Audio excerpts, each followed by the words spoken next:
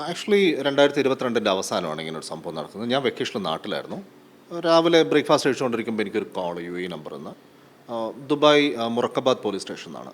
അവിടുന്ന് എൻ്റെ ഓഫീസിൽ ഉപയോഗിക്കുന്ന വണ്ടിയുടെ നമ്പർ ചോദിക്കുന്നു. അത് നിങ്ങളെ വണ്ടിയാണോ എന്ന് വെരിഫൈ ചെയ്യുന്നു. ഞാൻ പറഞ്ഞു എൻ്റെ വണ്ടിയാണ്, നമ്മുടെ സ്ഥാപനത്തിൻ്റെ വണ്ടിയാണ്. സ്റ്റാഫിൻ്റെ പേര് പറയുന്നു ഫഹദ് നിങ്ങളുടെ സ്റ്റാഫാണ്. അതെ, ഫഹദ് നമ്മുടെ സ്റ്റാഫാണ്. എന്നാൽ അവരൊരു അപകടത്തിൽപ്പെട്ടിട്ടുണ്ട്, നിങ്ങൾ ഉടനെ ദുബായ് മുറക്കബാദ് പോലീസ് സ്റ്റേഷനിൽ റിപ്പോർട്ട് ചെയ്യണമെന്ന് പറഞ്ഞു. അപ്പം ഞാൻ ഷോക്കായി. എന്താണ് സംഭവം എന്നറിയാനായിട്ട് ഞാൻ എൻ്റെ ഫ്രണ്ട്സിനൊക്കെ വിളിച്ചു. അപ്പോൾ സംഭവം ഒരു ആക്സിഡൻറ്റ് ഉണ്ടായിട്ടുണ്ട്. പുലർച്ചെ 3:30-4 മണിക്കാണ് അപകടം നടന്നിരിക്കുന്നത്. ദുബായ് ഷാർജ റോഡിൽ നിന്നാണ് തോന്നുന്നു.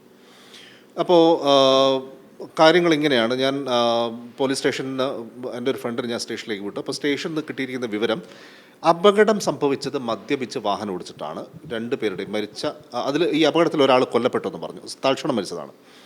അപ്പോൾ കൊല്ലപ്പെട്ട ആളും വാഹനം ഓടിച്ചയാളും മദ്യലഹരിയിലാണെന്ന് അപ്പം തന്നെ അവർ പറഞ്ഞു. അപ്പോൾ പരിക്കേറ്റ എൻ്റെ സ്റ്റാഫ് ഫഹദിനെ, ഈ തിരൂർ സ്വദേശിയാണ്, തിരൂർ പാറമലങ്ങാടി സ്വദേശിയാണ്. പുള്ളിനെ റാഷിദ് ഹോസ്പിറ്റലിൽ അഡ്മിറ്റ് ചെയ്തു. അപ്പോൾ റാഷിദ് ഹോസ്പിറ്റലിൽ അഡ്മിറ്റ് ചെയ്തതിന് ശേഷം ഇയാൾ അവിടെ നിന്ന് ആരോടും പറയാതെ മുങ്ങി.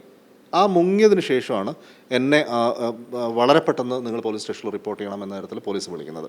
പക്ഷേ കുറച്ച് കഴിയുമ്പോഴേക്ക് പോലീസ് അവനെ കണ്ടെത്തി, പൊക്കി, ഹോസ്പിറ്റലിൽ അഡ്മിറ്റ് ആക്കി. അതിനുശേഷം മറ്റ് നിയമ നടപടികളിലേക്ക് കടന്നു. അപ്പോൾ അതങ്ങനെ നടക്കുന്നതിനിടയിൽ, ഈ നിയമ നടപടി നടക്കുന്നതിനിടയിൽ ഏതോ തരത്തിൽ ഇദ്ദേഹം നാട്ടിലേക്ക് രക്ഷപ്പെട്ടു, നാട്ടിലേക്ക് കടന്നു കളഞ്ഞു. കടന്നു കളഞ്ഞത് എങ്ങനെയാണെന്ന് ചോദിച്ചിട്ട് ഞാൻ നിങ്ങൾ എങ്ങനെയാണ് ഇത്തരം ഒരു അപകടം, ഒരാൾ കൊല്ലപ്പെട്ട അപകടം, അത് മദ്യപിച്ച് വാഹനം ഓടിച്ചിട്ടുണ്ടായ അപകടത്തിൽ കൊല്ലപ്പെട്ട ഒരാൾ എങ്ങനെയാണ് നാട്ടിലേക്ക് രക്ഷപ്പെട്ടതെന്ന് ഞാൻ അയാളുടെ അഡ്വക്കേറ്റിനോട് ചോദിച്ചപ്പോൾ അയാൾ പറഞ്ഞു, ഞങ്ങളൊരു കളികളൊക്കെ കളിച്ച് പുള്ളീനെ നാട്ടിലെത്തിച്ചു എന്നാണ്. അത് ഏത് തരത്തിലുള്ള കളിയാണെന്ന് എനിക്കിപ്പോഴും വ്യക്തമായിട്ടില്ല. അപ്പോൾ ഞാനത് വിട്ടു. കാരണം പ്രോസിക്യൂഷൻ ആ കേസ് നടത്തുന്നുണ്ട്. മരിച്ച ആൾക്ക്, കൊല്ലപ്പെട്ട ആൾ ഇയാളുടെ സുഹൃത്താണ്, ഇയാളുടെ ഒപ്പം താമസിക്കുന്ന ഇയാളുടെ സുഹൃത്താണ്. ഒരു മാസമായിട്ടേ അയാൾ ദുബായിലെത്തിയിട്ടുള്ളൂ. ഈ കൊല്ലപ്പെട്ട ആൾ ജോലി അന്വേഷിച്ച് വന്നതാണ് വിസിറ്റിൽ. അപ്പോൾ ഇയാളെ കൂട്ടിയാണ് ഈ ഫഹദ് മദ്യപിക്കാൻ പോകുന്നത്. ഇയാളൊരു മുഴുക്കുടിയനായിരുന്നു എന്നാണ് പിന്നീട്, അതായത് ഫഹദ് റൂമിൽ സ്ഥിരമായിട്ട് മദ്യപിച്ച് പ്രശ്നങ്ങൾ ഉണ്ടാക്കുന്ന ആളാണെന്ന് അതിനുശേഷം ഞാൻ റൂമിൽ അന്വേഷിച്ചപ്പോൾ എനിക്ക് മനസ്സിലായി. അപ്പോൾ ഈ കൊല്ലപ്പെട്ട ആൾക്കുള്ള ബ്ലഡ് മണി കോടതി നിർദ്ദേശാനുസരണം ഇൻഷുറൻസ് കമ്പനി, വണ്ടി ഇൻഷുറൻസ് ചെയ്ത കമ്പനി റിലീസ് ചെയ്യുന്നു. അപ്പോൾ അതിൻ്റെ വഴിക്ക് നടക്കുന്നു എന്നാണ് ഞാൻ കരുതുന്നത്. ഏതെങ്കിലും തരത്തിൽ ഇത് കമ്പനിയെയോ എന്നെയോ ബാധിക്കുമോ എന്ന എൻ്റെ ചോദ്യത്തിന് അങ്ങനെ സാധ്യതയില്ല. കാരണം കൊല്ലപ്പെട്ട ആൾക്കുള്ള blood money insurance company release ചെയ്ത് കഴിഞ്ഞാൽ നിങ്ങളൊരു തരത്തിലും ബാധിക്കുന്നില്ല എന്ന് പറഞ്ഞു. പക്ഷേ ഇതിൻ്റെ ഇടയിൽ മറ്റൊരു ചാപ്റ്റർ ഇൻഷുറൻസ് കമ്പനി ഓപ്പൺ ചെയ്യുന്നുണ്ടായിരുന്നു. അത് മദ്യപിച്ച് വാഹനം ഓടിച്ച് അപകടമുണ്ടായതിനാൽ ഇതുമായി ബന്ധപ്പെട്ട നഷ്ടപരിഹാരമോ ബ്ലഡ് മണി പോലുള്ള സാമ്പത്തിക ബാധ്യതകൾ നിയമപരമായി ഞങ്ങൾക്ക് ഏറ്റെടുക്കേണ്ടതില്ല എന്ന ഒരു വാദം അവർ കോടതിയിൽ കേസായിട്ട് ഫയൽ ചെയ്തു.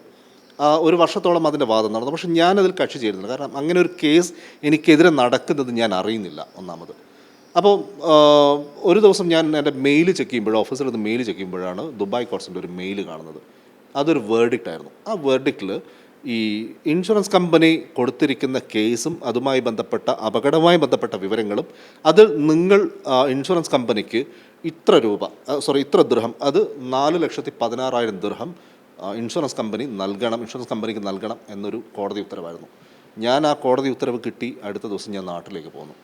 ആ പണം കൊടുക്കുക എന്നുള്ളതായിരുന്നല്ലോ നമ്മുടെ ഒരു പ്രധാനപ്പെട്ട ലക്ഷ്യം. കാരണം നമ്മുടെ സ്ഥാപനം അവിടെ വർക്ക് ചെയ്യുന്നുണ്ട്, പ്രവർത്തിക്കുന്നുണ്ട്, പാർട്ട്നേഴ്സുണ്ട്. അവർക്കും ഏതെങ്കിലും തരത്തിൽ ബുദ്ധിമുട്ടാവരുത് എന്നുള്ളതുകൊണ്ട് ഞാൻ ആ എത്രയും പെട്ടെന്ന് പണം കണ്ടെത്തുക എന്നുള്ള തരത്തിൽ ഞാൻ നാട്ടിലേക്ക് പോന്നു. ഇതിൽ ഈ നാട്ടിലേക്ക് രക്ഷപ്പെട്ട ഫഹദ് പക്ഷേ മറ്റെവിടെയോ ജോലി ചെയ്യുന്നുണ്ടെന്നാണ് ഞാൻ അറിഞ്ഞത്. അപ്പോൾ ഈ പണം കണ്ടെത്തുക എന്നുള്ളത്, ആരാണോ അപകടമുണ്ടാക്കിയത് അയാളിൽ നിന്ന് കണ്ടെത്തുക എന്നാണല്ലോ നീതി. അപ്പം ഞാൻ അതിനുള്ള ശ്രമങ്ങളുടെ ഭാഗമായിട്ട് മുഖ്യമന്ത്രിക്ക് ഒരു പരാതി കൊടുത്തു. ഇന്നയാൾ, എൻ്റെ സ്ഥാപനത്തിൽ ജോലി ചെയ്യുന്നയാൾ ഇത്തരമൊരു അപകടമുണ്ടാക്കി 4,16,000 ദിർഹം, ഏകദേശം 1.25 കോടി രൂപയോളം എനിക്ക് ബാധ്യത ഉണ്ടാക്കിയിട്ട് നാട്ടിലേക്ക് കടന്നു കളഞ്ഞിട്ടുണ്ട്.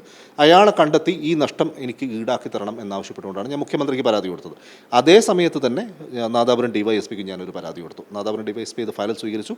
കുറ്റ്യാടി പോലീസ്, ഞാൻ കുറ്റ്യാടി സ്വദേശിയാണ്, കുറ്റ്യാടി പോലീസിന് കൈമാറി. മുഖ്യമന്ത്രിയുടെ ഓഫീസ് വളരെ എഫക്റ്റീവായിട്ട് ഇടപെട്ടു. ഞാൻ പരാതി കൊടുത്തതിൻ്റെ പിറ്റേന്ന് തന്നെ 2-3 ഒഫീഷ്യൽസ് എന്നെ വിളിച്ചു. ആ പരാതിയുമായി ബന്ധപ്പെട്ട വിശദാംശങ്ങൾ ശേഖരിച്ചു. അതിനുശേഷം വടകര SP ഓഫീസിലേക്ക് അത് ഫോർവേഡ് ചെയ്തു. അപ്പോൾ പോലീസിൻ്റെ ഭാഗത്തു നിന്നുള്ള നടപടികൾ നടന്നുകൊണ്ടിരിക്കുന്നുണ്ട്. എൻ്റെ ഏറ്റവും പ്രധാനപ്പെട്ട ആവശ്യം എന്നുള്ളത്, ഈ ഫഹദ് ഉണ്ടാക്കിയിരിക്കുന്ന നഷ്ടം അയാളിൽ നിന്ന് ഈടാക്കുക എന്നുള്ളതാണ്. അതിനുള്ള പ്രവർത്തനങ്ങളാണ് ഞാനിപ്പോൾ ഇതിലൂടെ നടത്തിക്കൊണ്ടിരിക്കുന്നത്.